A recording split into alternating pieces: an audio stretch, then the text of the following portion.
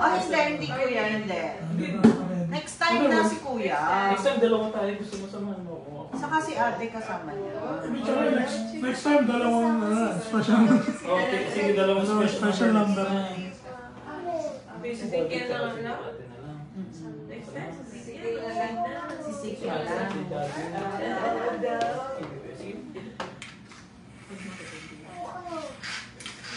Ikaw na magkasama sa kanya. Okay. Hindi, sige, okay. Okay. Sige lang na. Nagsisenyasan kasi ko. Kami nang remote pag kailangan. Ay, tika lang. Kuya, ready na? So, pwede naman kami para malapit ka kay Mama Gusto. Hindi ka na sa tabi ni Mama. Bigyan kita ng cellphone.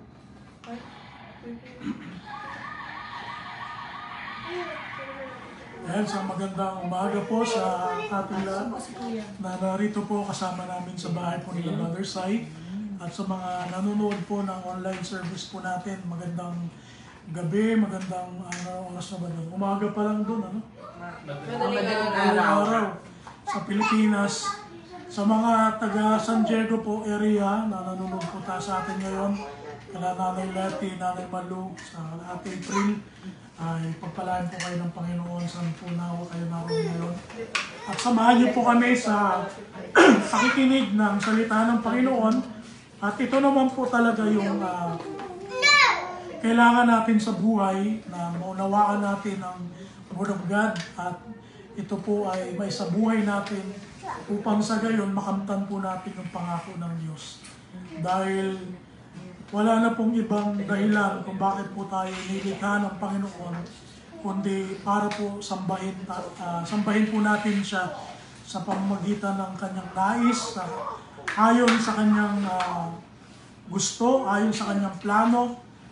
Sabi nga sa Efeso 2:10, lagi ko itong nababanggit sa mga message po natin, tayo po ay nilikha kay Kristo Jesus upang ganapin natin yung mga bagay na mabubuting gawa na inihanda niya para sa atin. Workmanship kasi tayo ng Panginoon. Kaya ito pong pagsamba, isa po ito sa mga plano ng Diyos sa buhay natin. Minsan ang tao nagtataka, ano bang plano ng Diyos sa atin? Diba? Nandiyan lang sa harapan natin minsan, hindi pa natin nakikita. Kasi hindi natin tinitingnan minsan. Pero ang Biblia po, ito yung eye-opener ng mga tao. Lalo pagdating po sa spiritual na buhay, ito po yung magbibigay sa atin ng karunungan mula sa Diyos. Hindi katulad ng karunungan na nagmumula dito sa sanlibutan ito. At sa umaga po na ito, sa hapon na ito, ang pamagat po ng ating mensahe na mapapakinggan po natin sa Biblia ay pinamagatan ko pong debunking misconception about the Bible. Atheism versus the Bible. Siguro po yung sila Tita Boots, medyo siguro yung usually na papakinggan nyo na message sa Sunday ay mga about Christian living. Kami po rito, medyo dinidiinan ko po ng aral kasi mas gusto po namin na mas lumalim tayo sa doktrina ng Diyos. Kasi yun naman talaga yung nagpapalakas sa atin. Hindi lang tayo lumalakas sa Christian living. Pero bagkus lalo nating mapapalakas yung sarili natin, yung pananampalataya natin, pag lalo nating nalalaman at nauunawaan yung doktrina ng Diyos. Kasi nasa Biblia yun. Anong sabi ng awit 18:30? Ang sabi rito, as for God, His way is perfect. The word of the Lord is tried. He is a buckler to all those that trust in Him. Sa Tagalog, pakitingnan nyo sa Tagalog. Awit 18, talatang 30.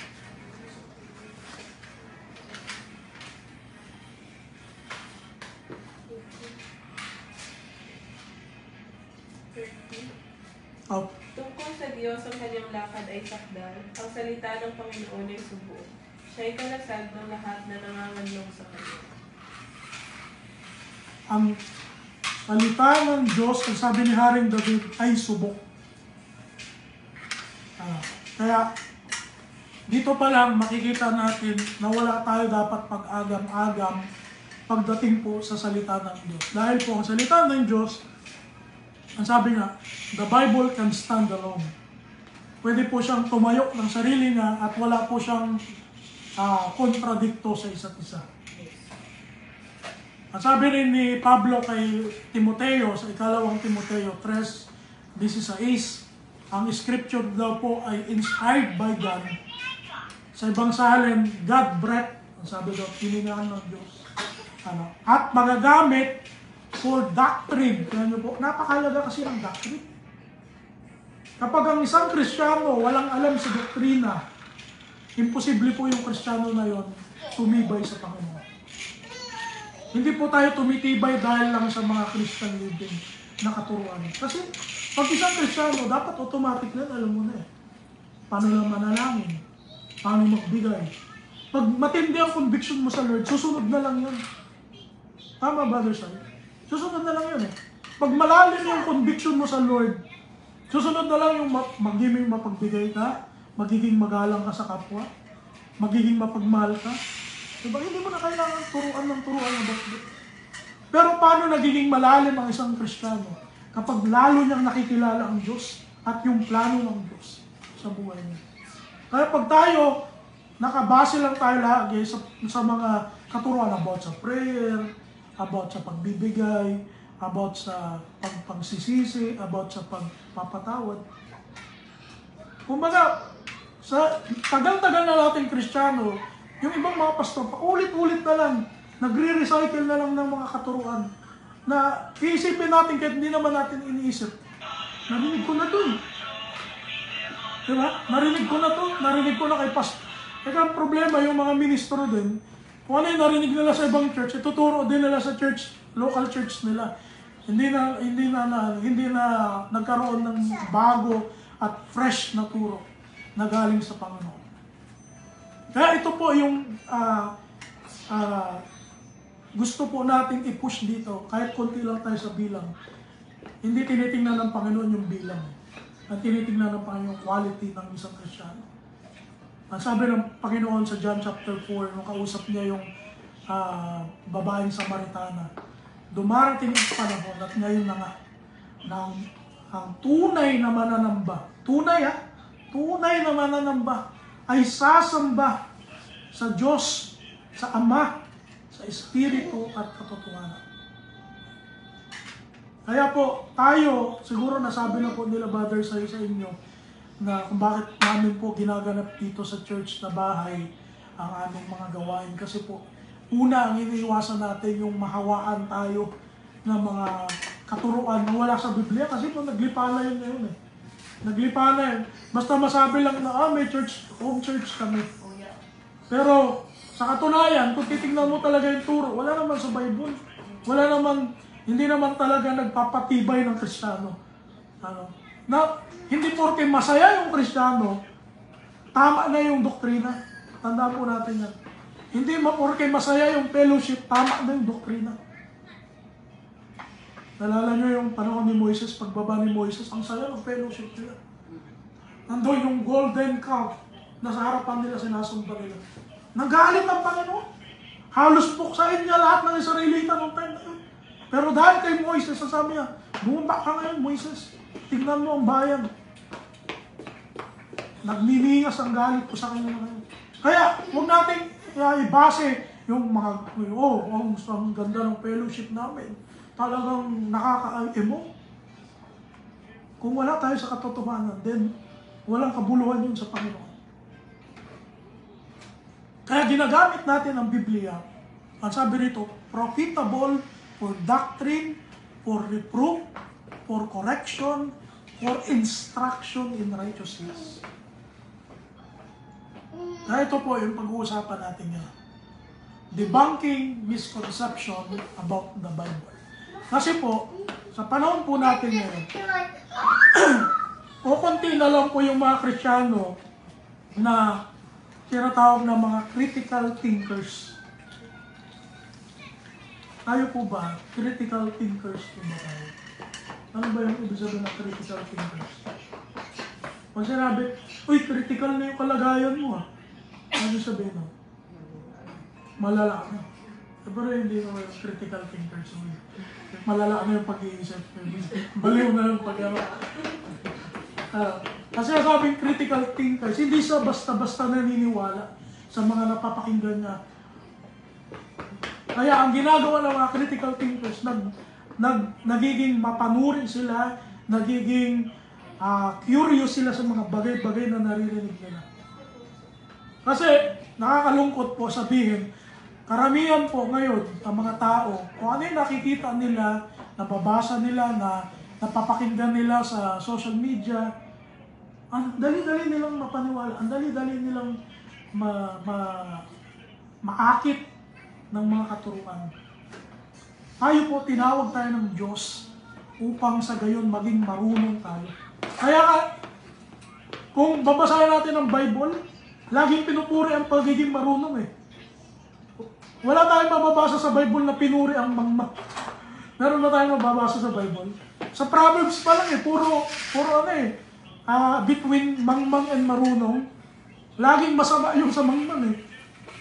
Kaya, tayo po, tinawag tayo ng Panginoon para tayo maging marunong sa Panginoon. At paano tayo magiging marunong sa Panginoon? Pag tayo po bumasik sa karunungan ng Diyos. Kaya yung mga critical thinkers, napakahalaga po yan sa buhay ng isang Kristiyano. Yung pagiging apologetics. Alam niyo po yung apologetics? Yung mga tao na nabuhay po noon, pagkatapos mamatay ni John the Evangelist, yung sumulat ng Revelation, nagsidating yung mga apologetics. Itong mga apologetics na tinatawag na ito po yung mga tao, yung mga Kristiyano na nag-defend ng salita ng Panginoon from the heretics. Kasi nung namatay na si John the Beloved o si John the Evangelist around 100 AD, naglitawan na itong mga heretics. Itong mga nagtuturo ng kung ano-ano. Nandiyan na yung sila Valentinius. Yan. Kaya nagkaroon dyan si Tertullian. Makita nyo sa screen. Yan yung mga Christian apologetics ng mga unang century. Actually, 2nd century. Sila Origen, si Thomas Aquinas. Siguro napakinggan nyo na yung mga pangalan nila. Si Aristides of Athens, si John Martyr, o Justin Martyr, Irenaeus. Yan, sila po yung mga ginamit ng Panginoon to defend God's Word nung time po nila. Especially nung panahon na kasagsagan na pinapatay yung mga Kristiyano dahil sa turo ng mga na itinuro ni Kristo. Ang daming Kristiyanong pinatay nung panahon nila. Pero itong mga taong ito ay tumindig sila sa pananampalataya at talagang pinaglaban nila yung faith natin. Salamat sa kanila kasi hanggang ngayon umabot sa atin. Imagine mo kung walang mga apologetics, no? Baka wala tayo ngayon. Baka sunod-sunod pa rin tayo sa mga Roman Catholics. Tingnan nyo ba? Pero, hindi lang yun yung problema sa panahon natin ngayon. Ano yung problema sa panahon natin ngayon? Lumalaki yung bilang ng mga ateista sa panahon po natin ngayon. Ngayon, ano ba yung mga ateista? Number 1, ang sabi rito, they don't believe in God or any deities. Hindi sila naniniwala sa Diyos. Alam naman natin yan, di ba? Yung mga ateista. At ang sabi ng report na research ko, there are approximately 750 or 500 millions atheists worldwide today. Imagine nyo po yun. Ito yung 750 millions na mga tao na hindi kumikilala sa Diyos. O kung alam man nila ang Diyos, hindi pa rin sila naniniwala sa Diyos. And China and Russia are the countries with high numbers of atheists. Imagine nyo po. Atheism in the US is on the rise.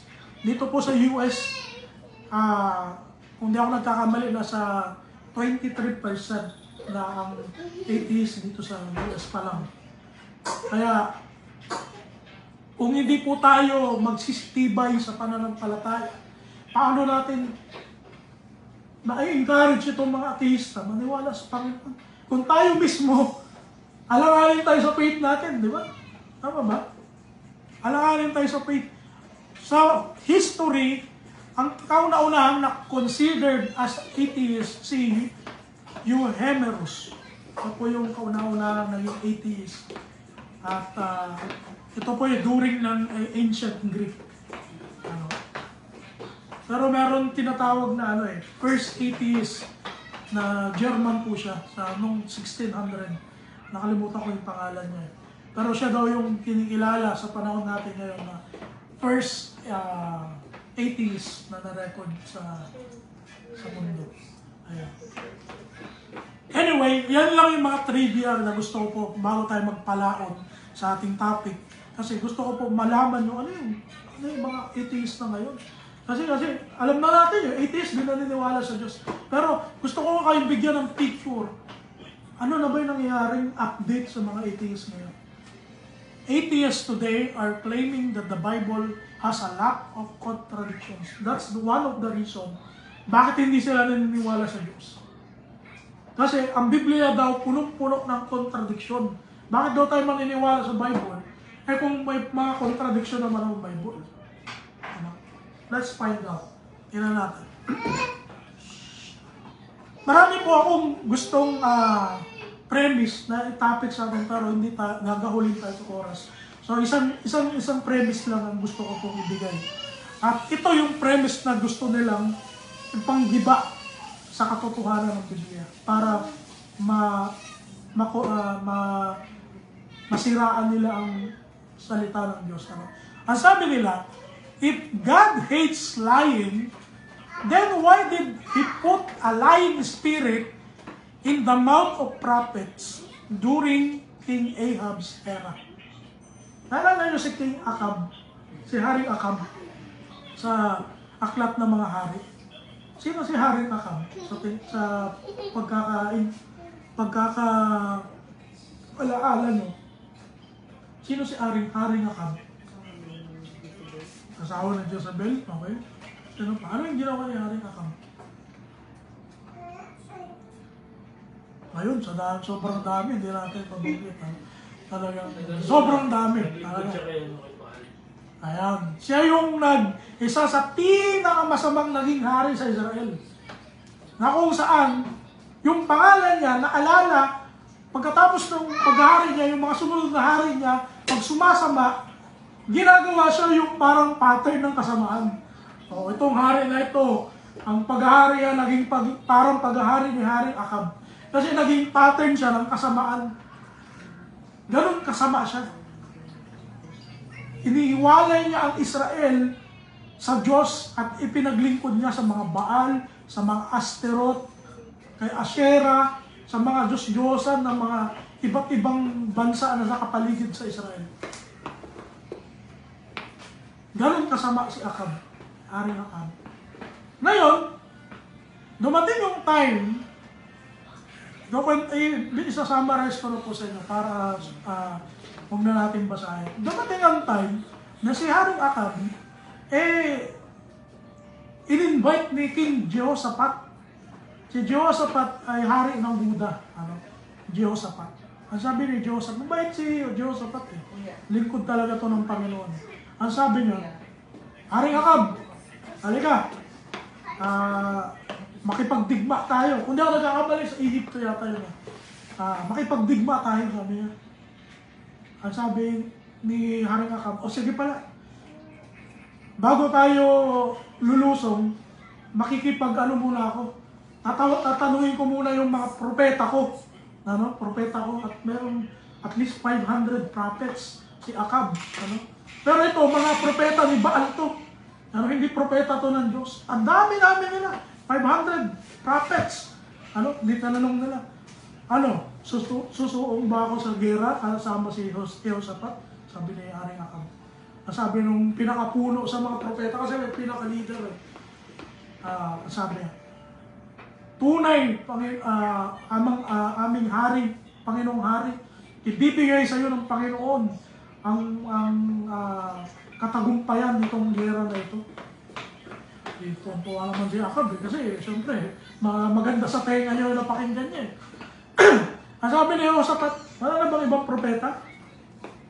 Ang sabi, meron pa, sabi ni Akab. Kaso yun, pasaway yun eh. Ayaw ko yan na nanguhula sa akin. Kasi lagi na lang masama yung panguhula dun sa akin eh. Sino yun? Si Micaias, di ba? Sabi ni Jehoshaphat, hindi, tawagin din natin. Baka sakali may sabihin kakaiba. Kasi yung 500, lahat para ng hula eh. Hindi tinawag nila sa Micaias. Ito si Micaias, alam niya na kung ano yung sinabi sa kanya ng Panginoon. Kasi totoong propeta to ng Panginoon si Micaias. Ang sabi ni Micaias, para asarin niya lang si Akab. Tunay nga na ang sabi ng Panginoon, lumusong ka at magtatagumpay ka. Ang sabi ni Akab, tingnan mo, niloloko talaga ako nitong na to eh. Damukal na to eh. Sabi nga, hindi, ano talaga yung sinabi ng Panginoon? Ang sabi kay Micaias, hindi nagsalita si Micaias na yun. Ikaw, pag sumama ka sa gera, hindi ka na makakabalik ng buhay. Dahil papatayin ka ng Panginoon bago lumubog ang araw, sabi ni Micaias. Nagalit siya ako. Dalhin nyo to doon sa kulungan, pakainin nyo ng mapait na tinapay, mapait na tubig. Sabi ni Arya, hindi siya naniwala. Ano sabi doon sa 1 Kings 22, verse 23? Ito yung ginigiba ng mga ateista.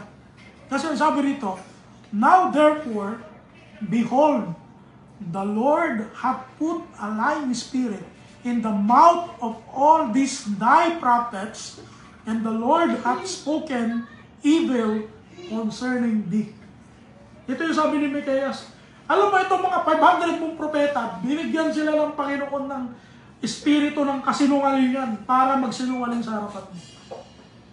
Sabi ng mga ateista, tingnan nyo, ang Diyos nyo, pinagmumula ng kasinungalingan, nagbibigay ng masamang ng espiritong sinungaling. Bakit sabi nyo, ayaw niya ng sinungaling?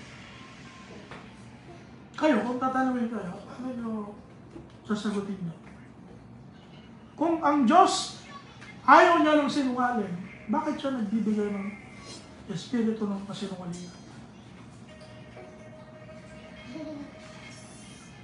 Ang Exodus, sa 10 Commandments,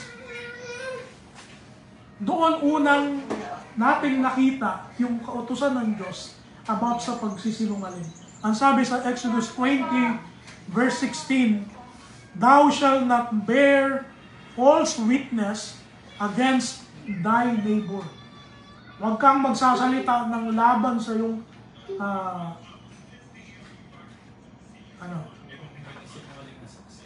laban sa iyong kapwa. So parang gano'n na rin, huwag kang magsisinungaling. Huwag kang magsasalita laban sa iyong kapwa. Yan yung utos ng Panginoon na nasa loob ng 10 utos na alam naman natin na ito yung tipan ng Diyos kay Moises. Kaya doon pa lang, nakikita na natin, ayaw ng Diyos na sinungaling. Bakit?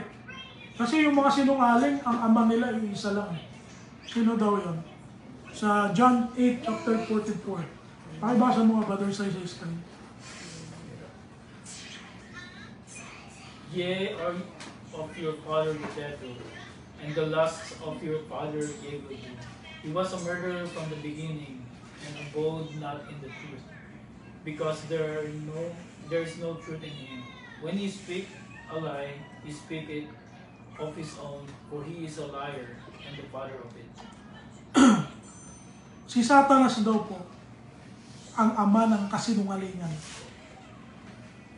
At yung mga taong namumuhay sa kasinungalingan po, alam natin, ang tatay nila, ayon kay Christ, si Satanas. Kaya, makikita natin dito yung malaking pagkakaiba ng Diyos kay Satanas. Kung si Satanas ang ama ng kasinungalingan, ang Diyos ama ng katotohanan, ama ng lahat ng katapatan. Pero bakit? Paano natin ipapaliwanag yung sinabi doon kanina sa 1 Kings 22:23? Naisip niyo na ba ito? Nagagano'n ba yung critical thinking natin? Napapaisip-isip ba? Bakit ba? Bakit nga ba? Tingnan natin. Alam niyo yung mga masinungaling? Ang sabi sa Revelation 21 verse 8, saan daw yung destinasyon ng mga sinungaling? Basahin nga natin sa Tagalog para mas maganda.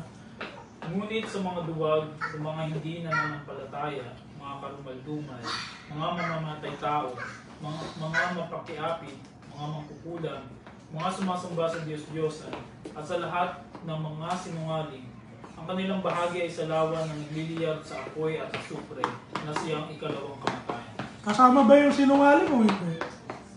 Kasama. All liars. Kasama po doon si Satanas. Kasama po doon yung mga sinungaling na propeta. Kasama po doon yung mga sinungaling na pastor. Kasama po doon yung mga sinungaling na mga nangingikil lang ng pera sa church. Kasama po sila doon. At kung hindi sila magbabago, talagang alam natin kung saan yung destination. Hindi tayo nangahatol. Ang Biblia ang humahatol sa kanila. Binabasa lang natin. Kasi yung iba doon, bakit ikaw ba hindi ka nagsisinungaling? Yung ganyan yung iba pilosopo Bakit ikaw, brother, hindi ka ba nagsisinungaling? Hindi, impyerno ka rin. Ayun, may pag-uusapan natin yan. Ngayon, para natin maintindihan yung sinasabi doon sa unang hari kanina, ito yung dapat natin mga puntos na dapat tanungin as a critical thinkers. Pwede na ba kayo maging critical thinkers? Amen. Una, na dapat natin isaalang, who were these prophets? Sino-sino itong mga propeta na binigyan ng espiritu ng kasinungalingan ng Diyos? Pangalawa, how many kinds of prophets in the Bible? Are all prophets came from God? Ang mga propeta ba nung panahon ng Israel, galing ba sa Panginoon? Tingnan nga natin sa Jeremiah chapter 23 verse 14.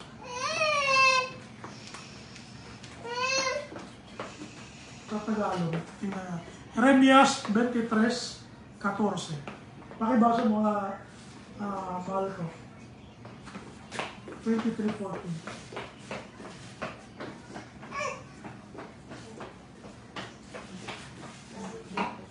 Ngunit sa mga propeta ng Jerusalem naman ay nakakita ako na makilakilabot na bagay. Sila'y nangangaluya at lumalakad sa mga kasinungalingan.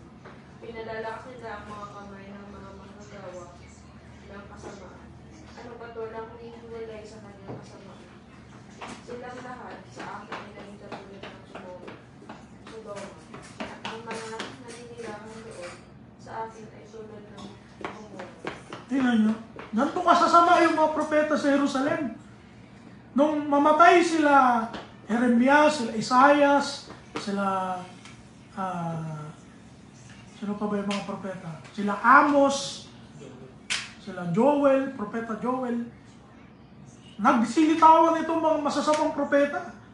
Ang sabi dito ng Panginoon kay Jeremias, I have seen also in the prophets of Jerusalem an horrible thing. They commit adultery and walk in lies. At hindi lang sila nagsisinungaling. They strengthen also the hands of evildoers. Tingnan mo yan. Kaya ito pong mga tao na ito, itong mga propeta na ito, nakita natin na hindi talaga sila sumusunod sa Panginoon. Alam nila na totoo na may Diyos na buhay sa Israel. Pero mas pinili nila na mag-transgress sa Panginoon, maging against sa Panginoon, magsinungaling. Kaya ito yung nangyari nung panahon din ni Akab. Itong mga propeta na to, alam nila na may Diyos, pero mas pinili nila yung pagsamba kay Baal, pagsamba kay Ashtaroth, kay Asherah. Sabi sa verse 21 ng Panginoon sa Jeremiah 23, I have not sent these prophets, yet they ran. I have not spoken to them, yet they prophesy. Sounds familiar po ba sa panahon natin ngayon? Maraming mga tagapagturo sa panahon natin ngayon. Kung ano-ano lang itinuturo sa tao. Kung ano-ano lang sinasabi about sa Bible, pero wala naman talaga sa Bible.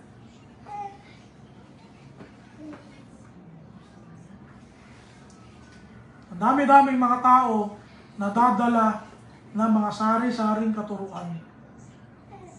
Dahil hindi po sila nag-iisip kung ano ba talaga yung tunay na turo ng Diyos. Yun po yung nakakalungkot sa panahon natin ngayon. Kasi po, minsan napapalitan yung oras natin ng kabisihan, nakakalimutan natin kung ano talaga yung gusto ng Panginoon sa atin. Tandaan po natin yung kabisihan minsan, ginagamit po yan ni Satanas para ilayo tayo sa Diyos. Naniniwala po kayo. Yung busyness, ginagamit po yan ni Satan to separate us from God. Ang sabi niyo, diba sa Roma, walang makakapag-separate sa atin sa Diyos. Yes? Pero tingnan niyo po yung verse na yun. Balikan niyo. Walang sinabi doon yung sarili natin. Kasi lahat yun hindi makakapag-separate sa atin sa Diyos. Anghel, kalaliman, heaven and earth, walang makakapag-separate sa atin ng Diyos. Except ourselves. Except ourselves. Kung tayo mismo ayaw natin sa Diyos, wala lang magagawa yung Diyos sa atin. Hindi niya tayo pwedeng pilitin. Tama? Hindi niya tayo pwedeng takot-takutin. Halika dito. Diba? Ang pangit ng ganong relasyon eh. May relasyon ba na para mahalin ka nung gusto mo, takot-takutin mo, blackmailing ang tawag doon? Harassment ang tawag doon. Ang Diyos hindi tayo haharasin para lang mahalin natin siya. Gusto niya yung meron tayong sariling kusang loob na mahalin natin ang Diyos, sambahin natin ang Diyos. Kasi gusto niya, ganon yung makita niya sa atin. Hindi tayo ginawang robot ng Diyos na pag pinindot niya, doon lang tayo kilos. Hindi ganon. Yun lang yung binigay sa atin ng Diyos na gift, yung free will, para tayo po ay maging karapat-dapat sa Panginoon. At itong mga propetang ito, ng panahon ni Akab, ang free will nila is to be against God. Kaya, nangyari, ibinigay na sila ng Panginoon sa masamang, sa sinungaling na espiritu. Naintindihan po natin. Ang taong ayaw ng magpabago sa Diyos, hinahayaan na ng Diyos sila sa kasamaan. Ang dami-daming example sa Bible patungkol po dito. Akala natin, kung ayaw natin sa Diyos, bibigyan tayo ng time ng Diyos. Kung tayo mismo ayaw natin sa Diyos, ayaw ng Diyos sa atin din. Walang magagawa ang Panginoon doon eh. Ikalawang Thessalonica 2, 10-12. Pakibasa mo, Brother Sai. At may buong daya ng kalikuan sa nangapapahamak sapagkat hindi nila tinanggap ang pag-ibig sa katotohanan upang sila'y mga ligtas. At dahil dito ay pinadala sa kanila ng Diyos ang paggawa ng kamalian upang magsipaniwala sila sa kasinungalingan. Upang mga hatulan silang lahat na hindi nagsisisampalataya sa katotohanan kundi na maluhod sa kalikuan. Tingnan nyo, ito yung nangyayari kapag ang tao ayaw ng tumanggap ng katotohanan. Ang sabi ng Biblia, ipinadadala sa kanila ng Diyos ang paggawa ng kamalian. Nagets po natin yung point? Kaya pag ang tao ayaw nang magpabago, kahit alam niya na yung totoo, naririnig niya na yung about sa Bible, ayaw pa rin magbago, ang hinahayaan na sila ng Diyos. At sabi ni Pablo sa mga taga-Tesalonica, sapagkat hindi nila tinanggap ang pag-ibig sa katotohanan upang sila'y maligtas. Anong gagawin? At dahil dito ipinadadala sa kanila ng Diyos ang paggawa ng kamalian upang magsipaniwala sila sa kasinungalingan. Kaya nyo po, ang liwanag ng Biblia. Kaya ang Biblia walang kontradiksyon eh. Hindi kontradiksyon yun, yung ginawa ng Panginoon doon sa mga propeta. Hindi kontradiksyon yun. Choice nila yun eh. Choice nila na sumamba sila sa Baal. Choice nila na hindi nila tanggapin yung prophecy talaga na galing sa Diyos. Kasi yung prophecy na yun, galing lang sa kanila yun eh. Para matuwa sa kanila si Haring Akab.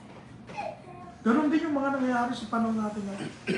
Sometimes there are preachers, there are ministers, na ituturo lang kung ano yung maganda sa tenga ng member. Ayaw nila magturo nung against sa mararamdaman ng members. Baka kasi wala na akong love gift eh. Baka kasi kumunti yung love gift ko. Baka matamaan yung pinakamayaman doon sa loob ng church. Hindi na magbigay ng malaki.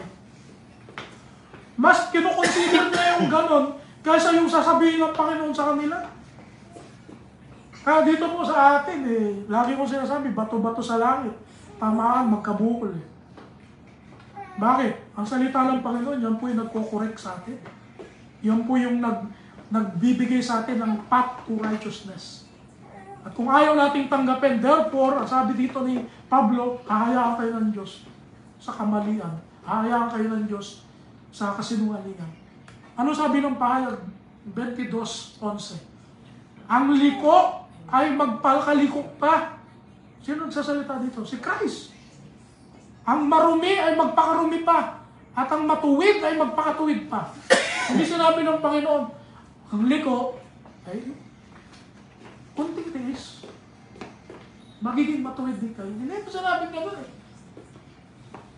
Ang sabi ng Panginoon, ang liko, sige, magpakalikok pa kayo. Marumi, magpakarumi pa kayo. Magsubasog kayo dyan sa karumihan. Pero ang malinis, magpatuloy kayo sa kalinisan. Ang matuwid, magpakatuwid pa tayo lalo. Kaya itong ginagawa po natin, pagpapakatuwid to. Itong pagsamba natin sa Panginoon, ito yung paraan natin na pinapakita natin sa Lord. I want to be righteous, in front of you. As hanggang sa mamatay na ako. Ilang taon na lang ba ilalagi natin dito sa mundo?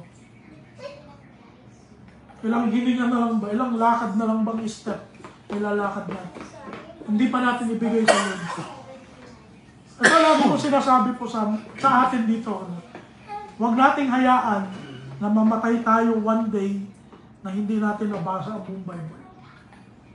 If you really think that God's Word can transform your life, then bigyan natin ng time yung salita ng Diyos. Basahin natin. Unawain natin. Kasi kung dumating yung time na ganitong senaryo, tanungin tayo ng isang ateista, yung Bible nyo naman, may contradiction eh. Paano natin sasagutin? Paano natin i-defend? Tapos naalala ko, may pastor pa ako nung narinig eh. Tayo daw po mga Kristiyano, tinawag tayo ng Diyos, hindi para i-defend ang Word of God, kundi para daw i-witness. Wow, sabi ko, saan natin nabasa yung ganong katuruan? Kaya nyo, kung i-imagine, kung i-isipin nyo, tama na. Hindi natin i-defend ng Bible. Pero paano nga natin paniniwalaan mismo tayo mismo lalakas sa pananampalataya kung hindi natin alam unawain yung salita ng Diyos.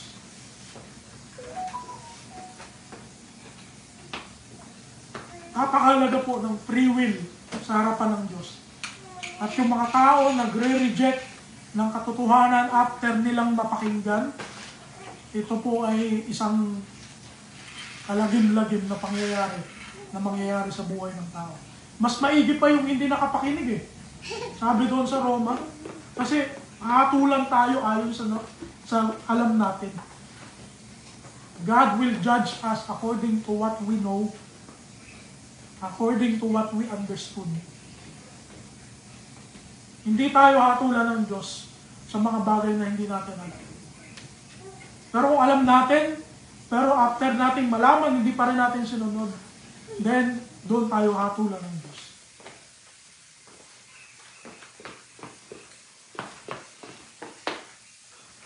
Yung kumpisal na wala sa Bible. Ewan ko ba, nagkukumpisal ang tao sa tao. Ang sabi, confess your sins to God. Sabi ni John sa 1 John. Pero mga ibang tao sa pare na kukonfess. Yung isang lang gano'n na lang, wala sa Bible eh. Wala sa Bible. Isaiah chapter 5 verse 20 hanggang 21. Pakibasa nyo ako. Dito sa screen kung gusto nyo. Sa aba nila nagsisitawag ng masama at ng masama ay mabuti. Na inaaring dilim ang liwanag at liwanag ang dilim. Na inaaring mapait ang matamis at matamis ang mapait. Sa aba nila napantas sa kanilang sariling mga mata at mabait sa kanilang sariling paningin. Alam niyo po yung salitang aba? Hindi po yun yung aba. Hindi yun ha. Yung aba, ibig sabihin yan, kaawa-awa. Wow, sa English. Kaawa-awa, kahabag-habag. Yung kalalagyan, sabi dito ng Panginoon kay Isaiah, yung mga tao na nagsisitawag ng mabuti sa masama at ng masama sa mabuti. Alam mo na ang masama, hindi okay lang yun. Maraming tao ngayon, gano'n eh. Nino-normalize yung masama eh. Diba? Sa panahon natin ngayon, yung cheating, okay na eh. How many body counts you have? So, ano pa eh? 50. Natuntua pa, no? Naka-50 na extra marital relationship ka sa buhay mo. Tapos, how old are you? 18 years old. Wow. Believe ka sa mga ganong tao, no? Ginagawang mabuti ang masama at ang masama ginagawang mabuti. Yung mga taong ganito. Ang liwanag ginagawang dilim, ang dilim ginagawang liwanag. Kaya ngayon hindi na tayo magtataka eh kung bakit ang mundo pasama lang pasama. Kaya samantalahin din po natin tayong mga Kristiyano, samantalahin natin maging mabuti. Gumawa tayo ng mabuti. Ang sabi ng Biblia, huwag kayong magsipang imagod sa paggawa ng mabuti. Bakit? Kasi darating ang panahon at ito na nga, na yung tao pasama ng pasama, kukunti na lang yung gagawa ng mabuti. Kukunti na lang. Kaya nga sabi rin ng Bible, sabi ni Christ, sa pagdating ng panahon na yun, meron pa ba akong makikitang lingkod ko? Tanong ng Panginoon yun. Meron pa kaya? Sa aba nila na pantas kanilang sariling mga mata. Tao ngayon, lahat merong, may rason eh. Lahat ng tao, alam mo lahat marurunong eh. Pagdating sa mga argumento, lahat sila tama. Ang sabi ng Biblia, sa aba nila na pantas sa kanilang sariling mga mata. Dapat tayo mga Kristiyano, ang lagi natin pinopromote yung God's Word sa buhay natin. Yun yung basihan natin sa lahat ng katotohanan. Huwag natin basihan yung puso natin. Kasi ang puso natin masama eh. Sabi ni Jeremias, mandaraya ang puso ng tao. Sa katunayan, sabi sa Genesis, mula ng pagkabata, ang puso ng tao nag-iisip na ng masama. Kaya nga nilipol ng Diyos eh. Kung hindi pa dahil kay Noah baka puro damo na lang ang mundo ngayon. Puro halaman, puro puno. Wala ng tao. Kasi masama ang tao, ang masama ang puso ng tao. Mula pagkabata. Kaya ang tayo pong mga Kristiyano, nung tinanggap natin si Christ, hindi lang natin siya tinanggap.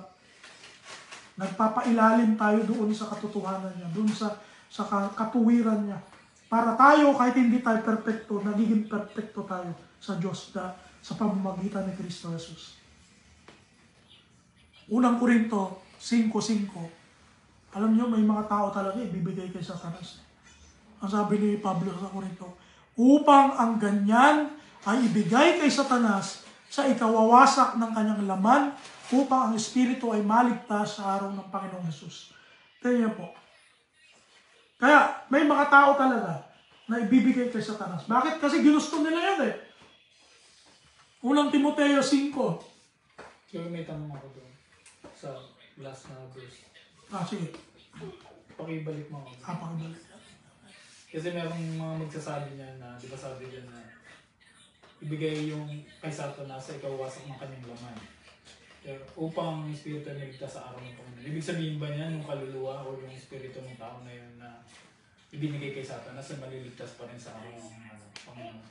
Yung Espiritu kasi galing yan sa Diyos. Tayo, ang katawan ng tao, tayo po ay kinocompose ng tatlong I would say substance. Meron yung katawan, meron yung espiritu, at yung kaluluwa. Ayon sa Biblia, yung espiritu galing po yan sa Diyos. Yan. Kaya pag ang tao po maging mabuti man o masama, pag namatay ang tao, ang espiritu niya bumabalik sa Diyos.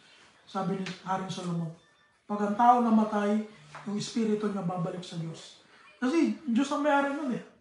Pero yung kaluluwa at yung laman matutulog yan sa lupa eh. Kaya nga magsisibangon yan eh. Pagdating ng second judgment, yung katawang yun, babangon yun eh. Diba? Sabi ng Panginoon sa Juan, at pag narinig ng mga tao kanyang tinig, ang mga patay ay muling magsisibangon. Ano yung babangon? Yung katawang yun. Pero ibang katawan na yun, hindi na itong laman na ito. Yun na yung tinatawag na incorruptible body. Pero pag sasanibin uli ng Panginoon yun, para, siyempre, maramdaman natin kung ikaw ba na, kung ikaw nasa lahat, mararamdaman mo yun. Hindi ka parang robot na walang pakiramdam. Mararamdaman mo yun. Kasi magsasanib yung kaluluwa, espiritu at katawan mo. Kaya nga, sabi rin ni Pablo, ingatan ninyong buo, ang inyong katawan, ang inyong espiritu at ang inyong kaluluwa. So, merong tatlong parte ng katawan ng tao. At yung espiritu, ang taong namamatay, bumabalik yung espiritu niya sa Diyos. Kaya ko naitanong yun kasi para yun sa mga taong naniniwala na once saved, always saved. Okay. Di ba yun yung paniniwala nila? Tinan mo to. Sabi, bibigay yung laman lang kay Satanas. Yung espiritu papunta pa rin kay... Kaya ako siya naitanong. Ito naman, yung sinasabi dito ni Pablo na ibigay kay Satanas, katulad dun yung pinag-aaralan natin na hinahayaan na sila ng Diyos. Kumbaga, gusto mo dyan sa kamalian, okay, sige, dyan ka na lang. Magpakagumon ka sa kasamaan. Ito yung sinasabi dito ni Paul ng mga masasama. Kasi bakit ano ba yung kwento dito sa chapter 5? Kung babasahin natin ang chapter 5, may mga tao doon sa church to ng Corinth na nakikiapid. At yung church doon parang inaano lang nila, hinahayaan lang nila. Kaya sabi ni Paul, ibigay nyo kay Satanas yan. Ibig sabihin, alisin nyo sa church. Ibigay nyo kay Satanas. Yun yung sinasabi rito. Okay na, Roy? Okay. Thank you. Tayo mamaya, open question tayo. Wala namang problema eh. Ang sabi rito, sa unang Timoteo 5, this is,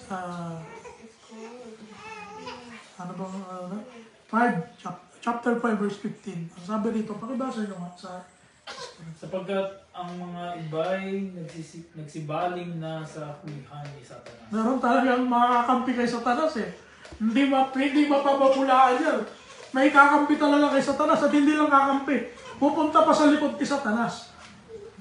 Kumbaga nandun si Satanas leader, sila nandun sa likod ni Satanas. Ang sabi ni Paul, ang iba'y nagsibaling na sa hulihan ni Satanas.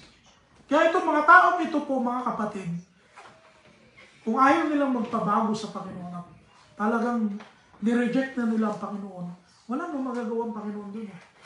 Wala nang magagawa. Hayaan na sila ng Panginoon. John chapter 3 verse 19, ang sabi rito, at ito ang kahatulan na naparito ang ilaw sa sanlibutan at inibig pa ng mga tao ang kadiliman kaysa ilaw sapagkat masasama ang kanilang mga gawa. Tingnan niyo po, kahit dumating na si Christ, meron pa rin mga tao na mas gusto nila doon sa kadiliman, mas gusto nilang gumawa ng masama kaysa sundin ng Panginoon. Kaya huwag po tayo magtaka kung bakit may mga taong gano'n na pariwara na yung buhay na talagang nasablak na sa kasamaan. Kasi pinili po nila yun. Pinili nila yun. At hinahayaan na ng Diyos yung gano'n. God wants us to serve Him according to our own free will. Nawa po ay patuloy tayong magpakita sa Panginoon na nais natin, mayroon tayong kusang loob. Kaya nga pati sa pagbibigay, kusang loob eh. Kaya basahin natin sa verse 7 ng 2 Corinthians. Magbigay ang bawat isa ayon sa itinasya ng kanyang puso, huwag mabigat sa loob o dahil sa kailangan. Sapagkat iniibig ng Diyos ang magbibigay ng masaya. Yun po. Sa Christian dispensation, sa panahong Kristiyano, hindi na yung parang nung panahon ni Moises na sa pilitan magbigay ka ng 10%. Hindi na. Sa panahon ni Kristo, free will na pinag-uusapan. Kaya kapatid, pagbibigay, free will na eh. Sabi ni Pablo, magbigay ang bawat isa ayon sa pasya ng kanyang puso. Hindi ayon sa batas ni Moises. Kasi sa batas ni Moises, mandatory yun. Ayon sa gusto mo, you have to give 10% out of your living situation. Kahit mahirap ka, mayaman ka, isa lang yung tupa mo, dalawang o tatlo man yung tupa mo, 10% ibibigay mo sa Panginoon. Kailangan yun. Eh ngayon, ang daming pastor nagkakamali sa ganito eh. Eh nasaan doon yung free will? Kung ituturo natin 10%, eh kung ayaw ko magbigay ng 10%, lalo ako nagkasala sa Lord. Kaya ang tinuturo na ng Panginoon sa panahon niya, nung panahon na bumaba siya, at itinuro ng mga apostol, magbigay ang bawat isa ayon sa pasya ng kanyang puso. Huwag mabigat sa loob at dahil sa kailangan. Kahit na kailangan eh. Huwag ka pa rin magbibigay dahil napilitan ka lang eh. Dahil kailangan. Yung ayaw ng Diyos yun. Ang gusto ng Diyos, gusto mo magbigay. Bakit? Kasi matindi yung conviction mo sa Lord. Naintindihan mo yung pag-ibig ni Lord. Pero kung hindi ganon, lalo tayo magkakasala sa Panginoon. Naalala niyo yung kwento ng The Prodigal Son? Hindi ko na lang babasahin. Alam niyo na po ito. Diba? Dumating yung time na yung prodigal son, bumalik dun sa tatay niya.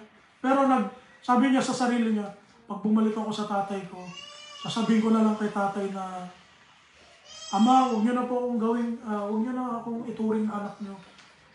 Kasi masama ang ginawa ko, nilustay ko yung pera niya.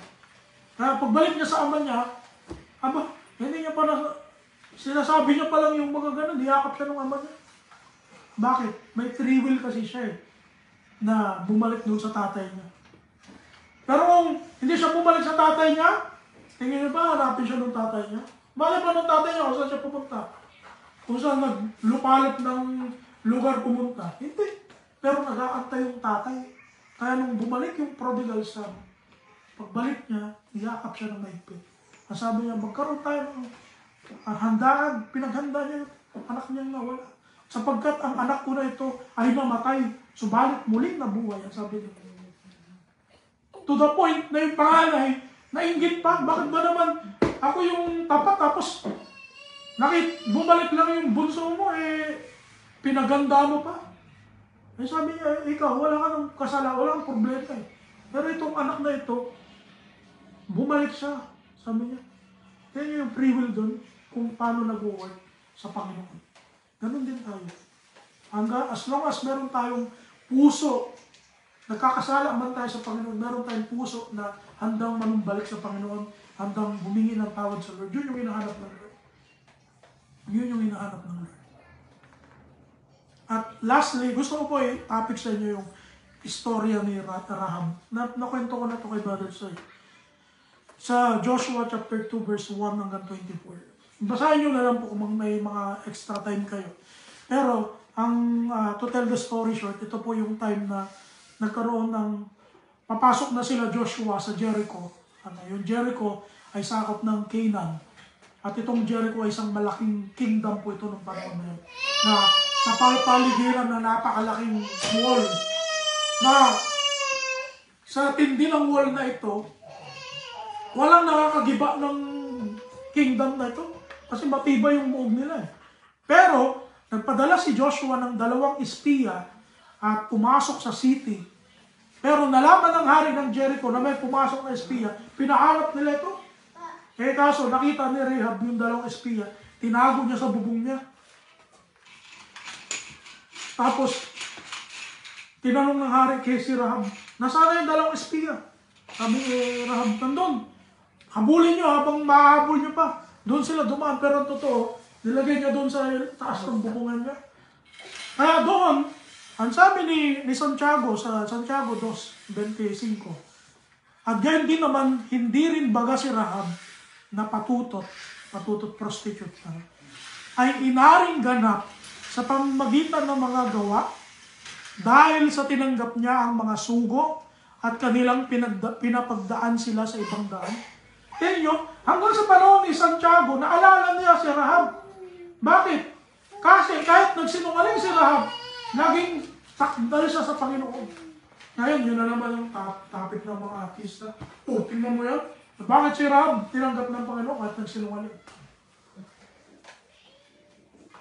Yun yung mga panggiba ng mga artista eh. Kaya kung hindi tayo mag-iisip ng malalim at hindi tayo hihingi ng tulong sa Panginoon, mapapano rin tayo? Ano? Bakit nga pa? Kala ko ba ayaw ng Panginoon ng sinungaling? Ba't nagsinungaling si Rahab? Sabi ni Alexander Pope noong 1711 AD, alam mo siguro, narinig nyo na to. To err is human and to forgive is divine. Alam nyo sa mga korte, ginagamit po ito. Lalo na pag ang tao talagang alanganin yung mga basihan ng pagkakakulong. Kasi ginagamit po ng korte ito para maiwasan yung mga nakukulong ng wala talagang kasalanan. O mild lang yung kasalanan. Kaya ginagamit po ito ng mga judge sa court para medyo bigyan ng yung justification, yung benefits of the doubt, para po naman hindi malala yung kaso ng tao. Yan, to err is human. Ganon din po sa atin, sa panahon natin ngayon. Sino bang tao hindi nagsisinungaling? Minsan tayo nakakapagsinungaling 3 rason. Bibigyan ko po kayo. Number 1, to protect someone. Halimbawa, may magnanakaw o may mamamatay tao, kumatok sa pinto mo. Halimbawa, may kaaway yung tatay mo o yung anak mo, may kaaway. Tapos kinatok, Hoy, Roy, halika nga, lumabas ka nga yan. Nasaan ba yung asawa mo? Bugbugin ko. Sasabihin ba ni Roy, nandun sa taas, natutulog. Sasabihin ba ni Roy, gano'n? Siyempre hindi. Ano sasabihin mo? Awa siya dito sa bahay. Minsan may mga pagkakataon na gano'n na kailangan natin hindi magsabi ng totoo to protect someone. Ano pa? To avoid hurting people. Kaya every New Year maraming nagtatampuhan. Bakit? Lalo na yung mga galing dito sa US na pupunta sa Pinas. Bakit? Kasi hindi minsan hindi marunong magtabil ng bibig eh. Diba? Ay, ang laki-laki mo na. Bakit ang chunky-chunky na ng pisngi mo? Hindi na lang sinabi na, talagang masarap tumira sa Amerika, no? Maraming masarap na pagkain. Ganun na lang sana eh. Ay, hindi. Talaga namang pupunain ka ng pupunain. To avoid hurting someone, sometimes you have to tell white lies. Pero ito ba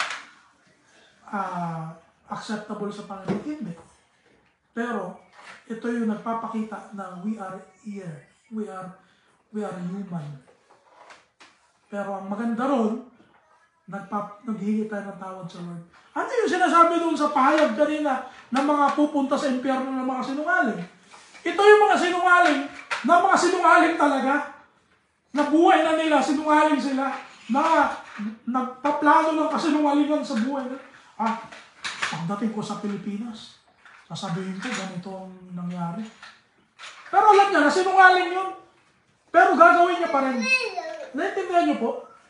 Ganito yun, yung sinasabi na kasinungalingan sa Bible. At yun yung ayaw ng Panginoon. Pero yung mga reckless lies, na hindi mo naman talaga pinlano na magsinungaling, pero nasabi mo dahil sometimes you have no choice. Diba? Napapatawad ng Panginoon yun eh.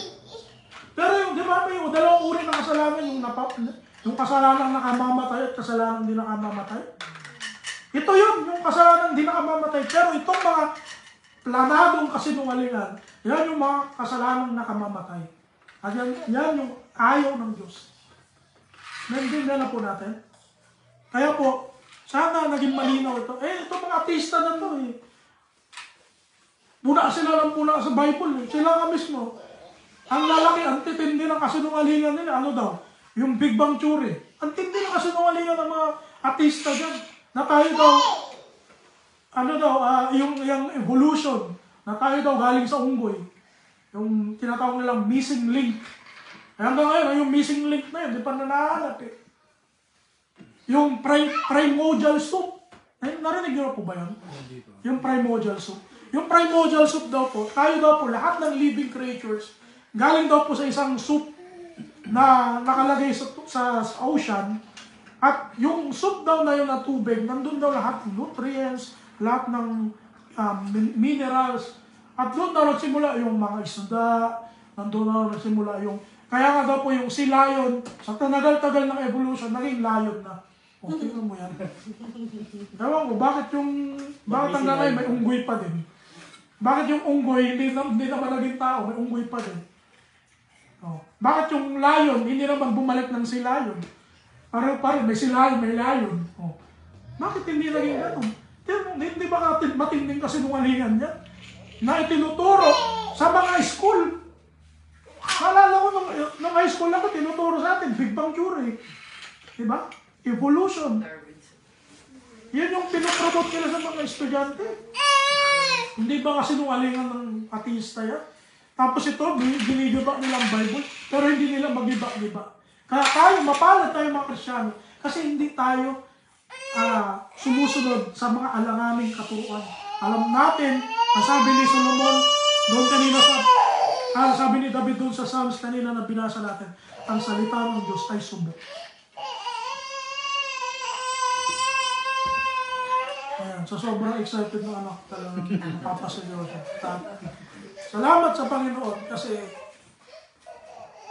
alam natin na ito pong salita ng Diyos, itong Biblia, na sa tinagal-tagal ng panahon, ang dami-daming nangyari, ang dami-daming nagsakripisyo, namatay, pinatay, para lang maisulat at madala sa atin itong salita ng Diyos. Salamat sa Panginoon. Dahil sa panahon po natin ngayon, ang dami-daming pwedeng paraan para mabasa natin ito.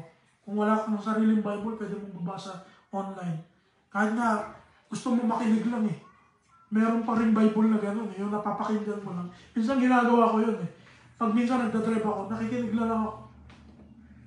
Ang dami-daming paraan. Kaya wala na po tayong excuse not to know God's truth. Not to understand God's will sa buhay natin. Nandito na po. Salamat sa Panginoon at napaka-blessed natin. At dito po nagtatapos ang ating mensahe. Pasensya po kayo medyo napahaba. Pero salamat sa Panginoon na nawa po naintindihan po natin. At kung meron po kayong mga question, kahit hindi po related sa ating topic, pwede naman po na magtanong. Or kahit mamaya after natin ng service, walang problema po at sagutin natin yan ayon sa Biblia. Brother Sai, kayo ba may mga tanong? Maganda yung tanong mo kanina about doon sa Espiritu. Alam ko, tinapik na natin yan doon.